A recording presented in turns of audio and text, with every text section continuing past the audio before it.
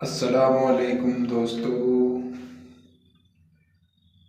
आज हम आपके पास लेके आए हैं वली रहमानी साहब का वीडियो। इससे पहले कि आप वीडियो देखें, अल्लाहुम्मा इन्ना नसअलुका इल्मन नाफ़िअ, अल्लाहुम्मा इन्ना नसअलुका इल्मन नाफ़िअ। ताकि आए हुए सारे मेहमानों को जो स्टेज पे मौजूद हैं और जो स्टेज के सामने मौजूद है, आप सभी को मैं अपना सलाम पेश करता हूँ। अस्सलामु अलैकुम।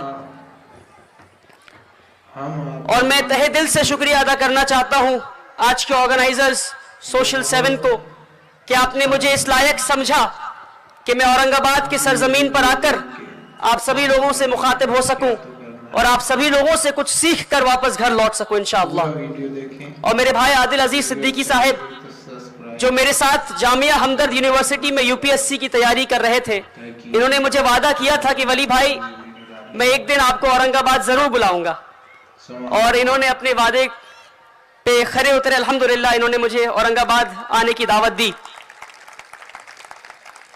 आज हमें खुल्दाबाद भी जाना था मगर हम नहीं जा सके, इंशाअल्लाह कल जाएंगे। और इस शहर से हमें मोहब्बत और इस शहर के लोगों से हमें मोहब्बत हो गई है अल्हम्दुलिल्लाह। आज का जो मौजू मुझे दिया गया है वो ये है कि हमें तालीमी इनकलाब लाना है, हमें एक बदलाव लाना है, हमें अपने हालात को बदलना है। तो सवाल ये है कि क्या हम अपने हालात को अल्लाह की मदद के बिना बदल सकते हैं? क्या हम अपने हालात को अल्लाह के मदद के बिना बदल सकते हैं? हम अपने हालात को अल्लाह की मदद के बिना नहीं बदल सकते। तो क्या अल्लाह ने हमें हमारे हालात को बदलने का वादा किया है? अल्लाह सूरह राद में फरमाते हैं कि मैं किसी भी कौम के हालात को तब तक नहीं बदलता, मैं किसी भी कौम के हालात को तब तक नहीं बदलता जब तक वो उसे ना बदल ले जो उनके अंदर है। यानी जब तक हम अपने आप को ना बदल ले, जब तक अपने अंदर के दिल को, अपने सोच को, अपनी नीयत को हम ना बदल ले, अल्लाह हमारे हालात को नहीं बदलेगा। तो आज सबसे बड़ी परेशानी जो हमारी है वो ये है कि हम मुसलमान पूरी दुनिया को बदलना चाहते हैं और जो नहीं बदलना चाहते हैं वो खुद को नहीं बदलना चाहते। तो मौलाना रूमी ने, जलालुद्दीन रूमी ने बहुत ही खूब कहा, कल मैं होशियार था तो दुनिया को बदलना चाहता था, कल मैं होशियार था तो दुनिया को बदलना चाहता था, आज मैं अक्लमंद हूं तो खुद को बदल रहा हूं। Yesterday I was clever, so I wanted to change the world. Today I am wise, so I am changing myself. मेरे प्यारे भाइयों और बहनों, आज एक बहुत दुख भरी बात मैं आपको बताता हूं और ये सच्चाई है कि आज सोसाइटी को मुसलमानों की जरूरत नहीं। The society does not need us. हमें सोसाइटी को हमारी जरूरत नहीं, क्योंकि हम सोसाइटी के बेनिफैक्टर्स नहीं बल्कि बेनिफिशियरीज हैं। हम सोसाइटी के कंट्रीब्यूटर्स नहीं बल्कि कंज्यूमर्स बन गए हैं आज। अल्लाह ने कुरान में फरमा दिया, कुंतुम खैर उम्मतिन उखरिजत लिन्नास तअमुरून बिल मारूफ, कि हमने तुम्हें बेहतरीन उम्मत बनाकर भेजा, बेहतरीन उम्मत बनाकर भेजा ताकि तुम लोगों तक भलाई पहुंचा सको। बेहतरीन उम्मत क्यों बनाया? ताकि हम लोगों तक अच्छाई पहुंचा सके। तो हमने अच्छाई पहुंचाना बंद कर दिया तो बेहतरीन उम्मत हम नहीं रहे। हमने अच्छाई पहुंचाना बंद कर दिया तो हम बेहतरीन उम्मत नहीं रहे।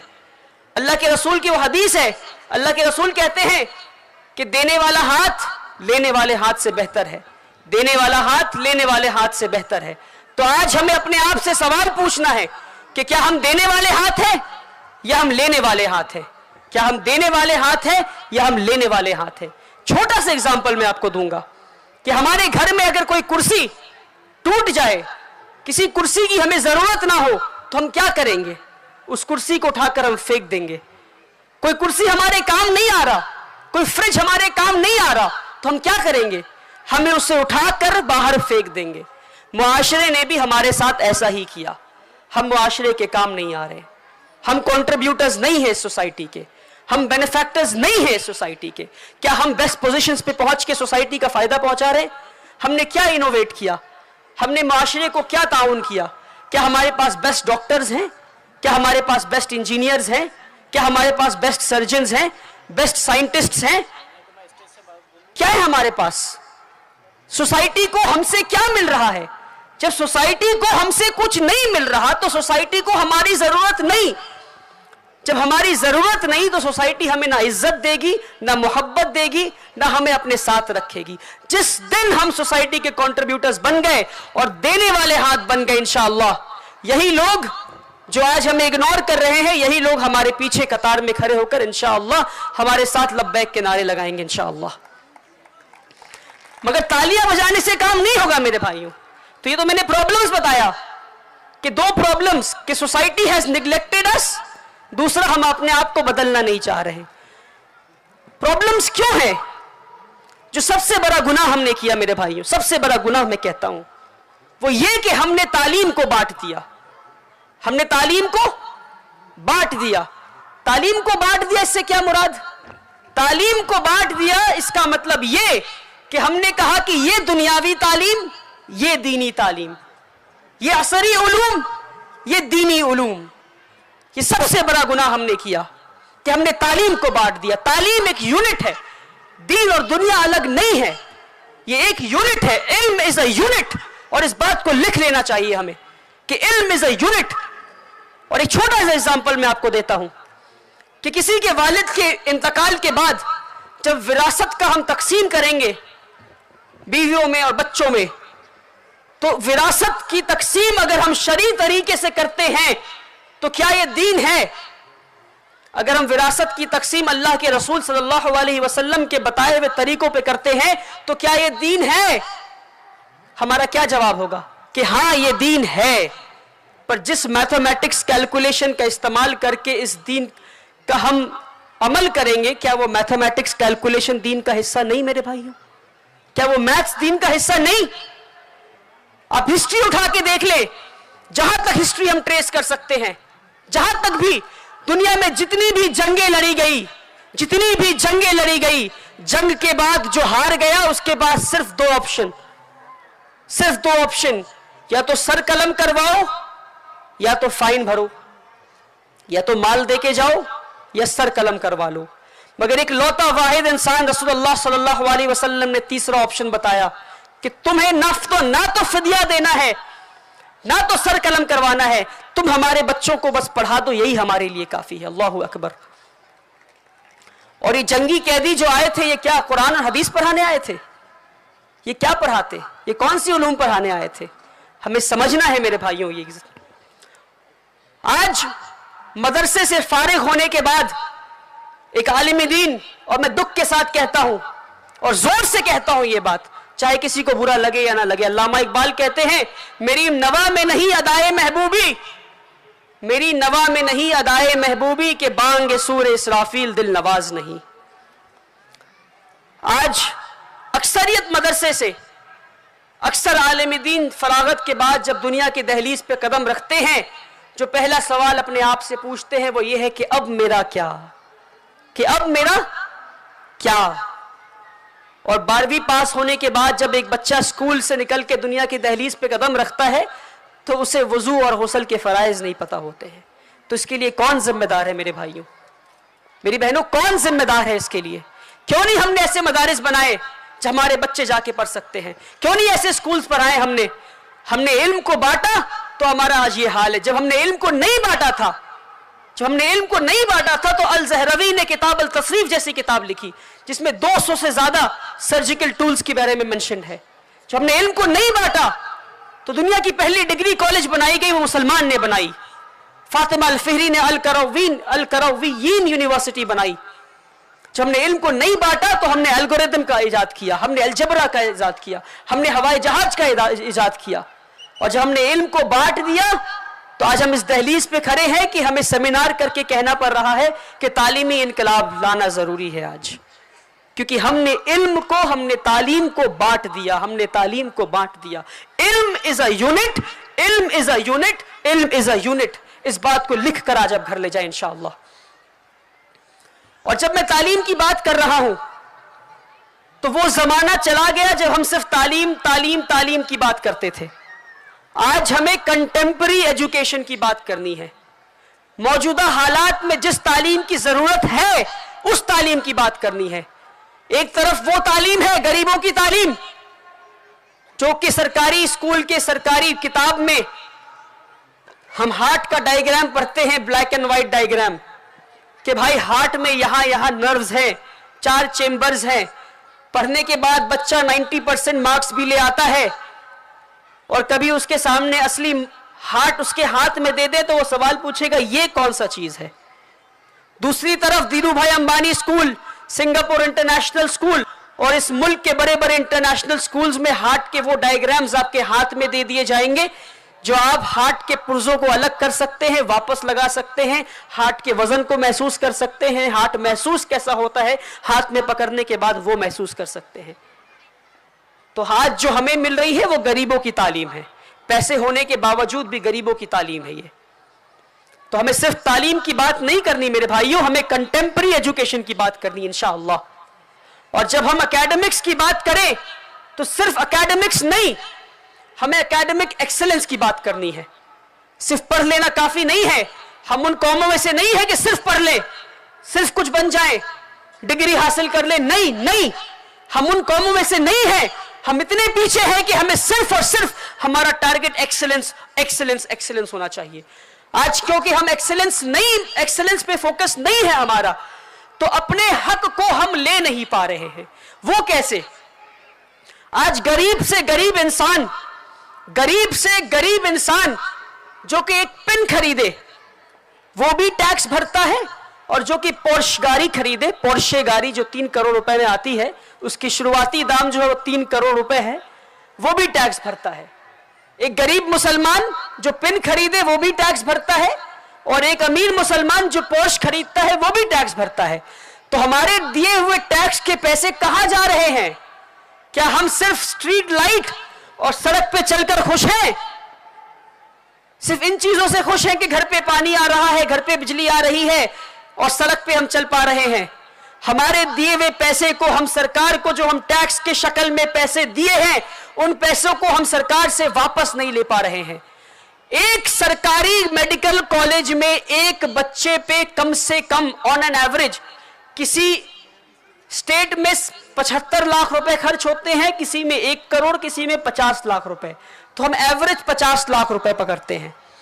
मैंने पिछले साल मैंने एक डेटा तैयार किया था कि सिर्फ 5 इदारे मुसलमानों के ऐसे थे जिन्होंने 500 बच्चों को सरकारी मेडिकल कॉलेज में भेजा। तो अगर 500 बच्चों को सरकारी मेडिकल कॉलेज में भेजा तो हमने अपने दिए हुए टैक्स के कितने पैसे को वापस ले लिया? बताइए। 250 करोड़ रुपए को हमने सरकार से वापस ले लिया, क्योंकि हमने अपने ही फायदे के लिए वो पैसे दिए हैं। हमने अपने फायदे के लिए पैसे दिए, मगर परेशानी ये है कि आज आईआईटी में 14% मुसलमान की आबादी, आईआईटी में 2% भी नहीं है, और एक आईआईटी के बच्चे पे सरकार कम से कम 1 करोड़ रुपए खर्च करती है। 1 करोड़ रुपए। तो अगर 500 मुसलमान भी ना जा सके तो हम 500 करोड़ अपने वापस नहीं ले सकते, और ये हमारे पैसे हैं जो हमने दिए हैं। हमारे दिए हुए पैसे को अगर हम वापस अपने फायदे के लिए ना ले सकें, ताकि फिर हम देश का फायदा कर सके। अगर हमें फायदा होगा और हम इंजीनियर बनेंगे और हम डॉक्टर बनेंगे, तो हम किसके लिए काम करेंगे? इस मुल्क के लिए काम करेंगे। तो हमें यह समझना है कि एक बड़ा तबका, कि हम जितना टैक्स भरते हैं, अपने दिए हुए पैसे को अपने लिए हम इस्तेमाल नहीं कर पा रहे हैं, अपने लिए वापस नहीं ला पा रहे हैं हम। और अगर वापस लाना है तो जरिया सिर्फ एक है, वो है एकेडमिक एक्सीलेंस। एकेडमिक एक्सीलेंस, हमें इस मुल्क के टॉप यूनिवर्सिटीज में पहुंचना है इंशाअल्लाह। ये हमारा टारगेट होना चाहिए इंशाअल्लाह। और एक बड़ा तबका है मुसलमानों का जो गरीब है, बड़ा तबका है जो यतीम है, जो गरीब है।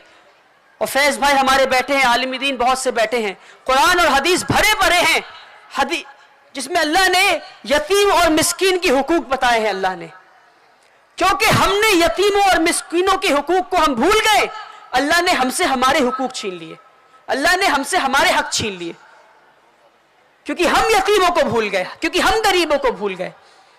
मेरे भाइयों, हमें गरीबों को नहीं भूलना। एक बड़ा तबका गरीब का है जिसे तालीम नहीं मिल रही है, हमें अपने स्कूल्स में उन्हें बुलाना है।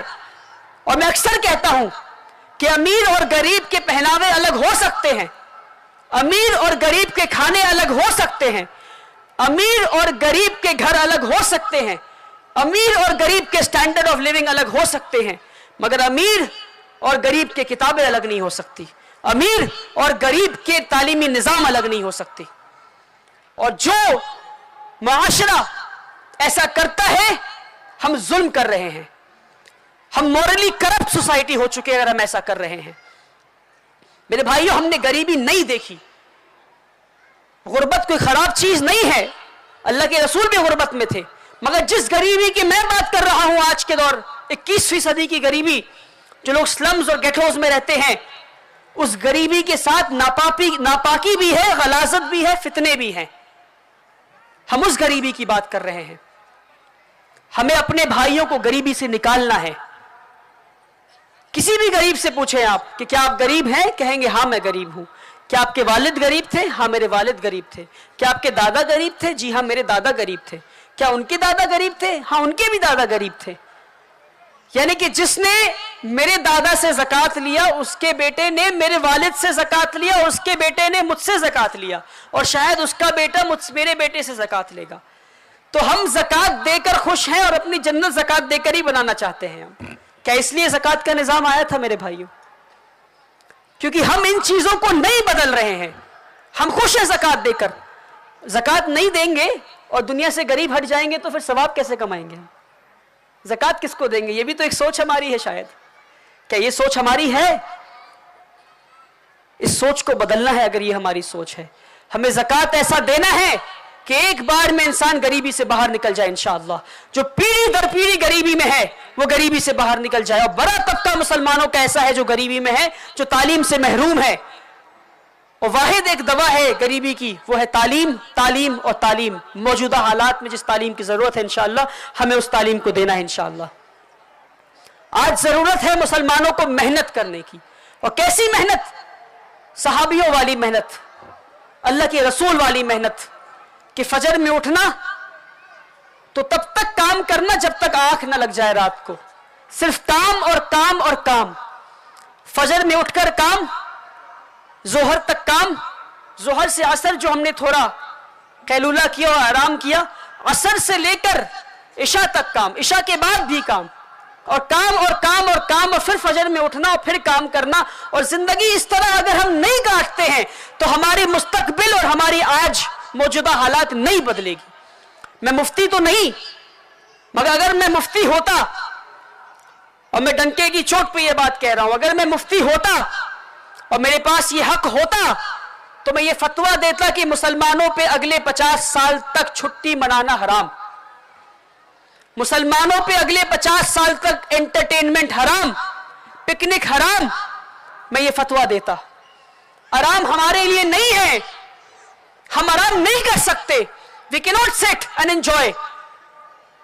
हम नहीं आराम कर सकते जो हमारी कौम इस हालत में है। We can not afford to look for entertainments, go to malls, be a spendthrift. हम नहीं कर सकते। ये हमारे लिए नहीं है। शायद 50 साल की बात कर सकते हैं जब हमारे हालात बदल जाएंगे इंशाअल्लाह। आज अगर हमें अपने मुस्तकबिल को बदलना है तो जो हो गया वो हो गया। अब हम क्या कर सकते हैं, हमें उस पर फोकस करना है। हम क्या कर सकते हैं? हम अपने बच्चों पे मेहनत कर सकते हैं इंशाअल्लाह। हम अपने बच्चों पे मेहनत कर सकते हैं। प्रिंस ये एक बहुत ही फेमस मोटिवेशनल स्पीकर हैं। वो कहते हैं, do not look at youth as 20% of the population, rather look at them as 100% of the future. तो ये जो नौजवान है और हमारे बच्चे हैं, ये हमारी मुस्तकबिल हैं। हम किस तरह इनके हालात को बदलें। बल्कि मैं ये समझता हूं आदिल अजीज भाई कह रहे थे कि औरंगाबाद में इनकलाब लाना है और औरंगाबाद के लोगों को जगाना है। मैं ये समझता हूं कि औरंगाबाद के लोग जाग चुके हैं, बस इनकलाब आना बाकी है, अल्हम्दुलिल्लाह। और मैं बस ये हवाबाजी वाली बात नहीं है कि औरंगाबाद आया हूं तो कुछ खुश करके जाना है। मैं ईस्ट इंडिया से आता हूं, बंगाल, बिहार, उड़ीसा, झारखंड और कंप्लीट नॉर्थ ईस्ट। वहां के हालात बहुत खराब हैं, बहुत खराब हैं। आपके यहाँ कम से कम स्कूल खुल रहे हैं, लोग फिक्रमंद हैं, लोग चीजों को बदलना चाहते हैं। हमारे यहाँ ऐसा बिल्कुल कुछ भी नहीं है।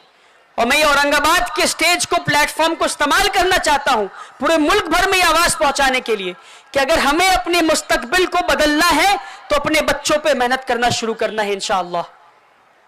हमें स्कूल्स खोलने हैं, हमें कॉलेजेस खोलने हैं इंशाअल्लाह। और बच्चों पे मेहनत कैसी? बच्चों पे मेहनत ऐसी कि बच्चों को सबसे पहले कुछ देना है तो वो है तरबियत, वो है तरबियत। और मैं अक्सर कहता हूं अपने स्पीचेस में ये कि that in the ocean of education, in the ocean of education, academics is just a drop, the rest is तरबियत, the rest is तरबियत। कि तालीम के समंदर में पढ़ाई लिखाई और कॉपी कलम और कागज सिर्फ एक बूंद है, बचा हुआ जो पानी है वो तरबियत है।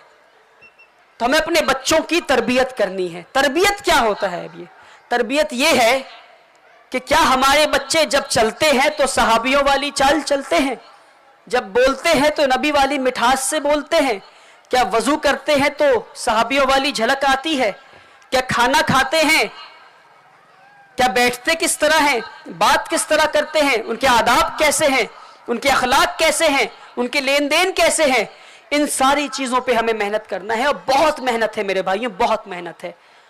और आज जरूरी है कि हम अपने बच्चों को इज्जत दें, हम अपने बच्चों को इज्जत दें। और मुसलमानों ने अपने बच्चों को एक बार के लिए मोहब्बत तो दिया है, मगर ये लिख कर ले जाएं और ये समझ लें और आप इनकार नहीं कर सकते। और ये मैं कह रहा हूं कि आप ये इनकार नहीं कर सकते कि हमने अपने बच्चों को इज्जत नहीं दी। हमने अपने बच्चों को बात बात पर शैतान बोला, हमने उनको फटकारा, हमने उनको बदमाश बोला, हमने उनको थप्पड़ लगाया। कोई मेहमान घर पे आ जाए, फिर देखे वालिद बच्चे को बुलाते हैं। कोई एक एग्जाम्पल बताए नाम का? आदिल भाई का नाम लेता हूं मैं। आदिल, आदिल भाई दौड़े दौड़े आ गए, छोटे से 7 साल के बच्चे। आदिल सलाम करो मेहमान को। मेहमान को सलाम किया, अस्सलाम वालेकुम। मेहमान का पहला सवाल बच्चे से, पहला सवाल, किस क्लास में पढ़ते हैं, फेवरेट सब्जेक्ट कौन सा है? बच्चा तो वहीं डर गया। और अगर बच्चा जवाब नहीं दे पाया तो मेहमान के जाने के बाद क्या होता है हम सबको पता है। पता है कि नहीं पता है? तो हमने क्लासरूम्स में बच्चों को इज्जत नहीं दी, हमने घर में बच्चों को इज्जत नहीं दी, हमने सोसाइटी में बच्चे को इज्जत नहीं दी, हमने जिंदगी भर बच्चे को इज्जत नहीं दी। और हम चाहते हैं कि जब हमारा बच्चा बड़ा हो जाए तो दुनिया उसे इज्जत दे। तो जब हमने अपने बच्चों को इज्जत नहीं दी तो दुनिया हमारे बच्चों को इज्जत कैसे दे सकती है? हमें अल्लाह के रसूल से सीखना है, सल्लल्लाहु अलैहि वसल्लम से सीखना है कि उन्होंने बच्चों से कैसी मोहब्बत की। और ये तालीम से जुड़ा हुआ मौजू, आप समझे इस बात को कि उन्होंने बच्चों को कैसी इज्जत दी और कैसी मोहब्बत दी। एक 6 साल का बच्चा था अबू उमैर। अबू उमैर की जो चिड़िया थी वो मर गई। तो अबू उमैर के भाई अल्लाह के रसूल के पास आए और कहे अबू उमैर सुबह से रो रहे हैं। तो अल्लाह के रसूल सल्लल्लाहु अलैहि वसल्लम, the busiest man to have ever walk down on this planet, on this land, the most responsible man, the man with the greatest responsibility. हम और आप एक स्कूल के प्रिंसिपल बन जाए, कोई आके बताता है कि चिड़िया मर गई उस बच्चे की, तो क्या करेंगे हम? अच्छा चिड़िया मर गई, अरे उसे स्कूल भेजो। अल्लाह के रसूल ने क्या किया? उसके पास दौड़े हुए गए और कहे ए उमैर क्या हो गया तुम्हारे चिड़िया को, ए उमैर तुम्हारे नुगैर को क्या हो गया? तो उमैर ने बताया ऐसा ऐसा ऐसा हो गया। अल्लाहु अकबर। ये हमारे रसूल अल्लाह थे, इतने बिजी होने के बाद, इतनी जिम्मेदारियां होने के बाद एक 6 साल के बच्चे से मिलने गए वो। ये हमारे लिए सीख है कि हमें अपने बच्चों से कैसी मोहब्बत करनी है, हमारे बच्चों को कैसा वक्त देना है और हमारे बच्चों को कैसी इज्जत देनी है। एक बार अल्लाह के रसूल अपने नवासों को अपने पीठ पर बैठाकर ऊंट के तरह चल रहे थे। बगल से एक सहाबी गुजर रहे थे। सहाबी ने कहा, वाह क्या सवारी है। क्या कहा? वाह क्या सवारी है। तो अल्लाह के रसूल सल्लल्लाहु अलैहि वसल्लम जवाब में कहते, तुम सवारी को देखते हो, सवार को नहीं देखते। सवार को भी तो देखो। तो क्या हमने अपने बच्चों को सवार वाली इज्जत दी? क्या हमने अपने बच्चों को सवार वाली इज्जत दी? क्या हमने बताया कि वो कितने अजीज हैं? क्या हमने बताया उनको कि वो हमारे मुस्तकबिल हैं? क्या हमने उनके चेहरे को पकड़ के उनके माथे को चूमा, उनके पेशानी को चूमा और उनसे मोहब्बत का इजहार किया हमने? अल्लाह के रसूल की जब बेटी उनके कमरे में दाखिल होती थी, फातिमा रजी अल्लाह ताला अन्हा, तो अल्लाह के रसूल अपने बिस्तर से उठ जाते थे, उनके हाथ को पकड़ के पहले उन्हें बैठाते थे, फिर वो खुद बैठते थे। हम और आप, बल्कि मैं वालिद से कहता हूं, कितने वालिद ऐसा है जो ऐसा करेंगे या ऐसा किए होंगे? हमारे बच्चे कमरे में दाखिल हो और हम अपने बच्चे की इज्जत में उठ जाएं, उसे लाकर बैठाएं और फिर हम बैठें। ऐसी इज्जत देकर तो देखें मेरे भाइयों, फिर देखें दुनिया आपके बच्चे को कैसे इज्जत नहीं देती इंशाअल्लाह। मगर जरूरी यह है कि हम अपने बच्चों को इज्जत दें इंशाअल्लाह। कैसे सेंसिटिव थे हमारे रसूलुल्लाह सल्लल्लाहु अलैहि वसल्लम बच्चों की तरफ। उन्हें पसंद था सिर्फ बच्चों को खेलता हुआ देखना। इतने बिजी स्केड्यूल के बावजूद वो वक्त निकालकर बच्चों को खेलता हुआ देखते थे, खेलता हुआ देखते थे वो। तो एक सहाबी अपने बच्चे को ढूंढते ढूंढते पहुंच गए अल्लाह के रसूल के पास और देखा कि अल्लाह के रसूल बच्चों को खेलते हुए देख रहे हैं और उनका भी बेटा सारे बच्चों के बीच में खेल रहा है। तो उन्होंने कहा, अल्लाह के रसूल आपकी इजाजत हो तो अपने बच्चे को ले जाऊं मैं? तो अल्लाह के रसूल ने कहा, नहीं थोड़ी देर और खेलने दो।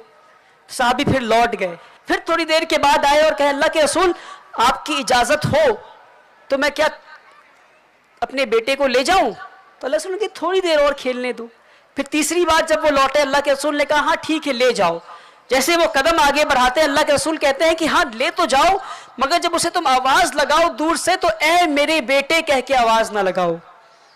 तो साहबी हैरान कि मैं अपने बच्चे को बेटे कह के ना पुकारूं तो क्या पुकारूं मैं? ये तो मेरा बेटा है।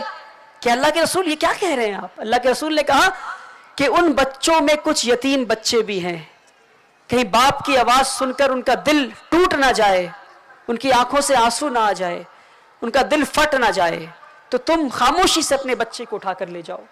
हम और आप कितने यतीम बच्चों को अपने इलाके में ढूंढते हैं, उन्हें तालीम देने की कोशिश करते हैं। यतीम और मिस्कीन के हुकूक को हमने भुला दिया तो अल्लाह ने हमसे हमारे हुकूक को छीन लिया। हमने विधवाओं के हुकूक को भुला दिया तो अल्लाह ने हमारे हुकूक को छीन लिया। हमें समझना है इनके हुकूक को और इंशाअल्लाह हमें इन चीज़ों पे अमल करना है। इंशाअल्लाह हम अपने बच्चों को इज्जत देंगे, अपने बच्चों को मोहब्बत देंगे तो इंशाअल्लाह उनकी मुस्तकबिल बदलेगी और दुनिया उनको इज्जत देगी इंशाअल्लाह। जिस बच्चे को जिंदगी भर सिर्फ और सिर्फ इज्जत मिली है, सिर्फ और सिर्फ इज्जत मिली है, वो बच्चा जब दुनिया की दहलीज पे कदम रखता है थोड़ी सी भी बेइज्जती वो बर्दाश्त नहीं कर सकता। जब थोड़ी सी भी बेइज्जती उसकी होती है ना तो खुद से पूछता है कि अल्लाह मैंने ऐसा क्या कर दिया? मेरे वालिद ने तो मुझे इज्जत दिया, मेरे टीचर्स ने मुझे इज्जत दिया, मेरे बड़ों ने मुझे इज्जत दिया। और जिस बच्चे को कभी इज्जत ही नहीं मिली और उससे हम उम्मीद रखते हैं कि वो इज्जत पाने वाले काम करेगा, नहीं कर सकता वो, क्योंकि हमने इज्जत दिया ही नहीं। तो आइए हम ये अहद करते हैं और वादा करते हैं कि आज हम जब घर लौटेंगे तो अपने बच्चे के हाथ को पकड़ेंगे, उसकी पेशानी को पकड़ेंगे, चूमेंगे और कहेंगे बेटा आई लव यू, बेटी आई लव यू, कहेंगे इंशाअल्लाह। देखिए आप हंस रहे हैं क्योंकि इतना अनकॉमन हो गया है। आई लव यू बोलना अपने ही बच्चे को इतना अनकॉमन हो गया है। अल्लाहू अकबर, ये तो आपका बच्चा है, इसको आई लव यू नहीं बोलेंगे तो किसे आई लव यू बोलेंगे? जब उसे मोहब्बत करना नहीं सिखाएंगे तो वो दूसरों तक मोहब्बत कैसे पहुंचाएगा? एक छोटा एग्जाम्पल देता हूं मैं आपको इसके रिगार्डिंग, और ये आखिरी एग्जाम्पल इंशाल्लाह, फिर मैं अपनी स्पीच को मुकम्मल करूंगा। तो मैं एक छोटा सा इदारा चलाता हूं यतीम और गरीब बच्चों के लिए। तो उस इदारे में मेरी मेंटर गजल खान एक 6 साल के यतीम बच्चे को लेकर आई उस यतीम बच्चे का कोई नाम भी नहीं था, लोगों ने इसको सनी कह दिया तो अपने आप को सनी कहने लगा। वो यतीम बच्चा इतना शरीर हर जगह कूद रहा था, हर जगह स्कूल में कागज को फाड़ रहा था, चार्ट पेपर्स को फाड़ रहा था, और वो गालियां दे रहा था, अबे इस तरह के अल्फाज इस्तेमाल कर रहा था।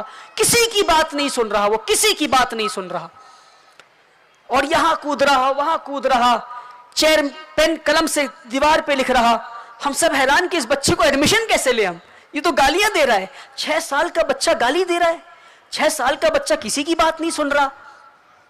फिर मैंने उस बच्चे को अपने करीब बुलाया, मैंने कहा क्या नाम है? कहा सनी। हमने कहा अच्छा सनी इधर आओ। तो सनी का मैंने हाथ पकड़ा, फिर उसका मैंने चेहरे को पकड़ा और उसकी पेशानी को अपने होठ से कम 30 सेकंड तक लगा के रखा मैं, 30 सेकंड तक लगा के रखा मैं। फिर मैं कहा सनी जाकर बैठ जाओ। फिर जो वो सनी जाकर कुर्सी पे बैठा तो अगले आधे घंटे तक वो हिला नहीं। तो जो मेरी मेंटर थी, जिसने जिंदगी भर 18 साल मेरी मेंटरिंग की और मेरी लाइफ कोच और मेरी काउंसलर रही, वो मुझे इस तरह हैरानी से देख रही, बोली व्हाट जस्ट हैपेंड? तो मैंने कहा this child has for the first time witnessed and felt the human warmth. इस बच्चे को 6 साल में किसी ने इंसान की गर्माहट कभी महसूस नहीं हुई, इंसानी मोहब्बत क्या होता है इसे पता नहीं था। तो ये हमारे हालात हैं। ऐसे न जाने कितने यतीम बच्चे हमारे माशरे में हैं, और हमारे अपने बच्चे भी ऐसे हैं जो मोहब्बत के लिए यहां वहां जा रहे हैं, फोन देख रहे हैं, अपना वक्त बर्बाद कर रहे हैं। तालीम का हिस्सा है तरबियत, और अगर हमने बच्चों को मोहब्बत देकर, इज्जत देकर तरबियत नहीं दी तो उनके हालात नहीं बदलेंगे। मेरे भाइयों, सवाल भी हुआ था अपने बच्चों को बेखौफ कैसे बनाएं हम, बेखौफ इज्जत देकर बनाएं हम।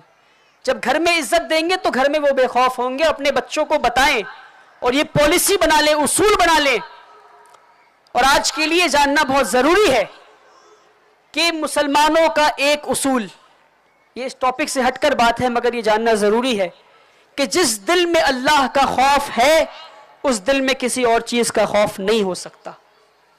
या तो अल्लाह का खौफ या तो किसी और चीज का खौफ। हमें अपने बच्चों की तरबियत इस तरह करनी है कि या तो आप अल्लाह से डरते हैं या तो किसी और से डरते हैं। जिस दिल में अल्लाह का खौफ है उस दिल में किसी और चीज का खौफ नहीं हो सकता। इंशाअल्लाह अल्लाह ताला हमें और आपको कहने और सुनने से ज्यादा अमल करने की तौफीक दे। अगर मेरी बात में, मेरी बयान में कुछ गुस्ताखी हुई है तो उम्मीद करते हैं आप माफ करेंगे। फिर आएंगे औरंगाबाद इंशाअल्लाह। आपसे दुआ की गुजारिश। अस्सलामु अलैकुम व रहमतुल्लाहि व बरकातहू।